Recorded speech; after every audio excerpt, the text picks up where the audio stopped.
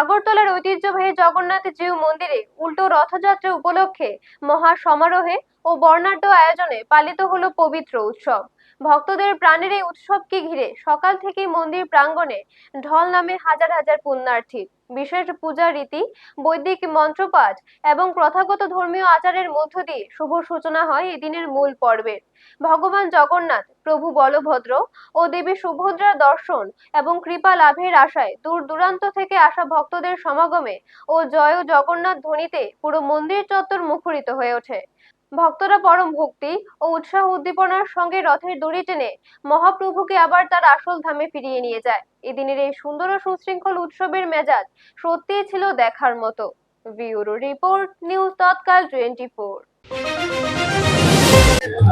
বিষ্ণুবাসের সেবার ভক্তিবিদ্যা বিষ্ণু গোস্বামী মহারাজ উনি আনার ন্যাশনাল প্রচার পার্টিকে নিয়ে আজকে এখানে উপস্থিত হয়েছেন আপনাদের সবাইকে উৎসাহ দেওয়ার জন্য। আপনারা সবাই সম্মিলিত হন, আপনারা এই রথযাত্রায় সম্মিলিত হন এবং জগন্নাথ বলদেব সুভদ্রার কৃপা আশীর্বাদ প্রাপ্ত করুন। সকলকে অনেক অনেক ধন্যবাদ। আপনারা দেখছেন নিউজ তৎকাল 24।